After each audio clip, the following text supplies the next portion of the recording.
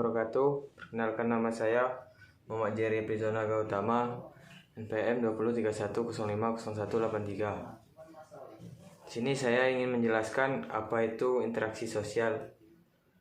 Yang pertama, pengertian interaksi sosial dapat diartikan sebagai hubungan sosial yang dinamis. Hubungan sosial yang dimaksud dapat berupa hubungan antara individu yang satu dengan individu lainnya, antara kelompok yang satu dengan kelompok lainnya, maupun antara kelompok dengan individu. Dalam interaksi juga terdapat simbol, di mana simbol diartikan sebagai suatu yang nilai atau maknanya diberikan kepada oleh mereka yang menggunakannya. Proses interaksi sosial menurut Herbert Blumer adalah pada saat manusia bertindak terhadap sesuatu atas dasar makna yang dimiliki sesuatu tersebut bagi manusia. Kemudian makna yang dimiliki sesuatu itu berasal dari interaksi antara seseorang dan sesamanya. Dan terakhir adalah makna tidak bersifat tetap namun dapat berubah. Perubahan terhadap makna dapat terjadi melalui proses penafsiran yang dilakukan orang ketika menjumpai sesuatu. Proses tersebut disebut juga interpretive proses. Interaksi sosial dapat terjadi bila antara dua individu atau kelompok terdapat kontak sosial dan komunikasi. Kontak sosial merupakan tahap pertama dari terjadinya hubungan sosial. Komunikasi merupakan penyampaian suatu informasi dan pemberian tafsiran dan reaksi terhadap informasi yang disampaikan. Carr dan Yoel menunjukkan beberapa hal yang dapat menjadi sumber informasi bagi dimulainya komunikasi atau interaksi sosial. Sumber informasi tersebut dapat terbagi dua, yaitu ciri fisik dan penampilan. Ciri fisik adalah segala sesuatu yang dimiliki seseorang individu sejak lahir, yang meliputi jenis kelamin, usia, dan ras. Penampilan di sini dapat meliputi daya tarik fisik, bentuk tubuh, penampilan berbusana, dan wacana. Interaksi sosial memiliki aturan, dan aturan itu dapat dilihat melalui dimensi ruang dan dimensi waktu dari Robert Hall dan definisi situasi dari W.I. Thomas. Hal membagi ruangan dalam interaksi sosial menjadi 4 batasan jarak, yaitu jarak intim, jarak pribadi, jarak sosial, dan jarak publik. Selain aturan mengenai ruang, hal juga menjelaskan aturan mengenai waktu. Pada dimensi ini terlihat adanya batasan toleransi waktu yang dapat mempengaruhi bentuk interaksi. Aturan yang terakhir adalah dimensi situasi yang dikemukakan oleh W.I. Thomas. Definisi situasi merupakan penafsiran seseorang sebelum memberikan reaksi. Definisi situasi ini disebut oleh individu dan masyarakat. Yang selanjutnya itu syarat-syarat terjadinya interaksi. Suatu interaksi sosial tidak akan mungkin terjadi apabila tidak memenuhi dua syarat atau Sarjono Sukanto, yaitu adanya kontak sosial dan adanya komunikasi. Yang pertama, kontak sosial. Kontak sosial berasal dari bahasa Latin con atau kam yang berarti bersama-sama dan tango yang berarti menyentuh. Jadi secara harfiah, kontak adalah bersama-sama menyentuh. Secara fisik, kontak baru terjadi apabila terjadi hubungan berdaniah. Sebagai gejala sosial, itu tidak perlu berarti suatu hubungan badan-badan. Karena orang dapat mengadakan hubungan tanpa harus menyentuhnya, seperti misalnya dengan cara berbicara dengan orang yang bersangkutan. Dengan berkembangnya teknologi dewasa ini, orang-orang dapat berhubungan satu sama lain dengan melalui telepon, telegram, radio, dan yang lain yang tidak perlu memerlukan sentuhan badaniah. Kontak sosial dapat berlangsung dalam 3 bentuk, yaitu sebagai berikut. Yang pertama, antara orang perorangan. Kontak sosial adalah apabila anak kecil mempelajari kebiasaan-kebiasaan dalam keluarganya. Proses demikian terjadi melalui komunikasi, yaitu suatu proses di mana anggota masyarakat yang baru mempelajari norma-norma dan nilai-nilai masyarakat di mana dia menjadi anggota. Yang kedua, antara orang perorangan dengan suatu kelompok manusia atau sebaliknya. sebaliknya. Kontak sosial ini misalnya adalah apabila seseorang merasakan bahwa tindakan-tindakan berlawanan dengan norma-norma masyarakat. Yang terakhir, yang ketiga, yaitu antara suatu kelompok manusia dengan kelompok manusia lainnya. Umpamanya seperti dua partai politik yang bekerja sama untuk mengalahkan partai-partai politik lainnya. Kontak sosial memiliki beberapa sifat, yaitu kontak sosial positif dan kontak sosial negatif. Kontak sosial positif adalah kontak sosial yang mengarah pada suatu kerjasama, sedangkan sosial negatif mengarah pada suatu pertentangan atau bahkan sama sekali tidak menghasilkan kontak sosial. Selain itu, kontak sosial juga memiliki sifat primer atau sekunder. Kontak primer terjadi apabila yang mengadakan hubungan langsung bertemu dan berhadapan muka. Sebaliknya, kontak yang sekunder memerlukan suatu perantara. Yang kedua, komunikasi. Komunikasi adalah bahwa seseorang yang memberi tafsiran kepada orang lain, atau yang berwujud pembicaraan, gerak-gerak badannya atau sikap, perasaan-perasaan apa yang ingin disampaikan oleh orang tersebut. Orang yang bersangkutan kemudian memberikan reaksi terhadap perasaan yang ingin disampaikan. Dengan adanya komunikasi, sikap dan perasaan kelompok dapat diketahui oleh kelompok lain atau orang lain. Hal ini kemudian merupakan bahan untuk menentukan reaksi apa yang dilakukannya. Dalam komunikasi kemungkinan sekali terjadi berbagai macam penafsiran terhadap tingkah atau tingkah laku orang lain. Seulas senyum misalnya dapat ditafsirkan sebagai keramah tamahan, sikap bersahabat, atau bahkan sebagai sikap sinis dan sikap ingin menunjukkan kemenangan. Dalam demikian, komunikasi memungkinkan kerja sama antar perorangan dan atau antar kelompok. Tetapi di samping itu juga komunikasi bisa menghasilkan pertikaian yang terjadi karena salah paham yang masing-masing tidak mau mengalah. Yang selanjutnya C, bentuk-bentuk interaksi sosial. Yang pertama, kerjasama. Beberapa sosiolog menganggap bahwa kerjasama merupakan bentuk interaksi sosial yang pokok. Sosiolog lain menganggap bahwa kerjasama merupakan proses utama. Golongan terakhir tersebut memahamkan kerjasama untuk menggambarkan sebagian besar bentuk-bentuk interaksi sosial atas dasar bahwa segala macam bentuk interaksi tersebut dapat dikembalikan kepada kerjasama. Kerjasama ini dimaksud sebagai suatu usaha bersama antara orang perorangan atau kelompok manusia untuk mencapai satu atau beberapa tujuan bersama.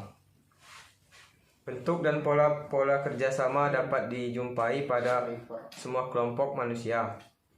Kebiasaan-kebiasaan dan sikap-sikap demikian dimulai sejak kanak-kanak di dalam kehidupan masyarakat atau kelompok-kelompok kekerabatan. Bentuk kerjasama tersebut berkembang apabila orang dapat digerakkan untuk mencapai suatu tujuan bersama dan harus ada kesadaran bahwa tujuan tersebut di kemudian hari mempunyai manfaat bagi semua. Juga harus ada iklim yang menyenangkan dalam pembagian kerja serta balas jasa yang akan diterima. Dalam perkembangan selanjutnya, keahlian tertentu diperlukan bagi mereka yang bekerja sama agar rencana kerjasamanya dapat terlaksanakan dengan baik. Kerjasama timbul karena orientasi orang perorangan terhadap kelompoknya. Kerjasama mungkin akan bertambah kuat apabila ada bahaya luar yang mengancam atau ada tindakan-tindakan luar yang menyinggung kesetiaan yang secara tradisional atau institusional telah tertanam di dalam kelompok. Dalam diri seseorang atau segolongan orang, kerjasama dapat bersifat agresif apabila kelompok dalam jangka waktu yang lama mengalami kekecewaan sebagai akibat perasaan tidak puas karena keinginan pokok yang tak dapat terpenuhi oleh karena adanya rintangan-rintangan bersumber dari luar kelompok itu. Sehubungan dengan pelaksanaan kerjasama, ada 5 bentuk kerjasama, yaitu kerukunan, bargaining, kooptasi, koalisi, joint venture. Selanjutnya yaitu kelompok sosial. Yang pertama, pengertian kelompok sosial. Manusia adalah makhluk individu yang tidak dapat melepaskan diri dari berhubungan dengan manusia lainnya. Sebagai akibat dari hubungan yang terjadi di antara individu-individu atau manusia, kemudian lahirlah kelompok-kelompok sosial yang dilandasi oleh kesamaan-kesamaan kepentingan bersama. Kelompok atau grup adalah kumpulan dari individu yang berinteraksi satu sama lain. Pada umumnya hanya untuk melakukan pekerjaan. Untuk meningkatkan hubungan antar individu atau bisa saja untuk keduanya, sebuah kelompok suatu waktu dibedakan secara kolektif. Sekumpulan orang yang memiliki kesamaan dalam aktivitas umum namun dengan arah interaksi terkecil. Syarat-syarat kelompok menurut Baron dan Bryan. Yang pertama, interaksi. Anggota seharusnya berinteraksi satu sama lain. Yang kedua, interdependen. Apa yang terjadi pada seorang anggota akan mempengaruhi perilaku anggota yang lain. Yang ketiga, stabil, yaitu hubungan paling tidak ada lamanya waktu yang berarti bisa minggu, bulan, dan tahun. Yang keempat, tujuan yang dibagi. Beberapa tujuan bersifat umum bagi semua anggota. Yang kelima, struktur. Fungsi tiap anggota harus memiliki beberapa macam struktur sehingga mereka memiliki set peran. Yang terakhir, persepsi. Anggota harus merasakan diri mereka sebagai bagian dari kelompok. Kelompok sosial adalah kumpulan orang yang memiliki kesadaran bersama akan keanggotaan dan saling berinteraksi. Kelompok diciptakan oleh anggota masyarakat. Kelompok juga dapat mempengaruhi perilaku para anggotanya. Kelompok-kelompok sosial merupakan himpunan manusia yang saling hidup bersama dan menjalani saling tergantungan dengan sadar dan tolong-menolong. Kelompok sosial atau social group adalah himpunan atau kesatuan manusia yang hidup bersama. Jadi karena adanya hubungan di antara mereka, hubungan tersebut antara lain menyangkut hubungan timbal balik yang saling mempengaruhi dan juga suatu kesadaran untuk saling tolong-menolong. Selanjutnya, ciri dan syarat kelompok. Berikut ini adalah akan disebutkan beberapa ciri kelompok sosial. Yang pertama, terdapat dorongan atau motif yang sama antar individu satu dengan yang lain. Yang kedua, terdapat akibat-akibat interaksi yang berlainan terhadap individu satu dengan yang lain, berdasarkan rasa dan kecakapan yang berbeda-beda antara individu yang terlihat di dalamnya. Yang ketiga, adanya penegasan dan pembentukan struktur atau organisasi kelompok yang jelas dan terdiri dari peranan-peranan dan kedudukan masing-masing. Yang keempat, adanya peneguhan norma, pedoman tingkah laku anggota kelompok yang mengatur interaksi dalam kegiatan anggota kelompok untuk mencapai tujuan yang ada. Berlangsungnya suatu kepentingan. Yang terakhir, adanya pergerakan yang dinamik. Adapun syarat kelompok sosial sebagai berikut. Yang pertama, sebagai anggota kelompok tersebut harus sadar bahwa dia merupakan sebagian dari kelompok yang bersangkutan. Yang kedua, ada hubungan timbal balik antara kelompok yang satu dengan anggota lainnya. Yang ketiga, terdapat suatu faktor yang dimiliki bersama oleh anggota-anggota kelompok itu sehingga hubungan antara mereka bertambah erat. Faktor ini dapat merupakan nasib yang sama, kepentingan yang sama, tujuan yang sama, ideologi politik yang sama dan lain-lain. Yang terakhir, berstruktur, berkaidah dan mempunyai pola perilaku. Selanjutnya, macam-macam kelompok. Klasifikasi macam-macam kelompok sosial. Menurut Robert Bierstadt, kelompok memiliki banyak jenis dan dibedakan berdasarkan ada tidaknya organisasi, hubungan sosial antara kelompok dan kesadaran jenis. Kemudian membagi kelompok berdasarkan ada tidak organisasi, hubungan sosial antara kelompok dan kesadaran jenis menjadi 4 macam, yaitu yang pertama kelompok statis, yaitu kelompok yang bukan organisasi, tidak memiliki hubungan sosial dan kesadaran jenis diantaranya. Contoh, kelompok penduduk usia 10-15 tahun di sebuah kecamatan.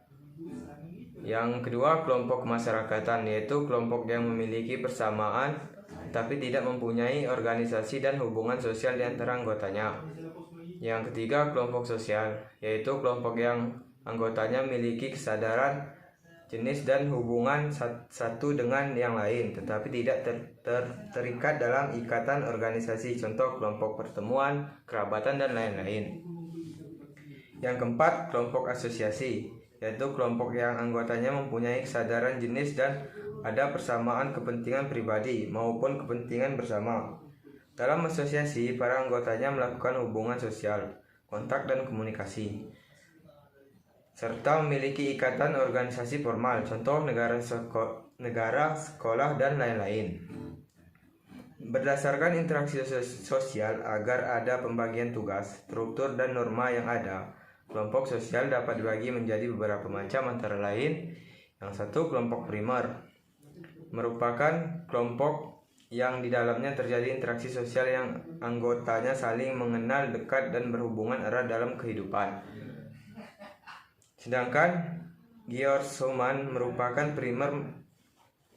kelompok primer merupakan sejumlah orang yang terdiri dari kelompok orang yang acap kali berkomunikasi dengan lainnya, sehingga setiap orang mampu berkomunikasi secara langsung, bertatap muka, tanpa melalui perantara. Misal, keluarga RT dan kawan sepermainan, kelompok agama, dan lain-lain.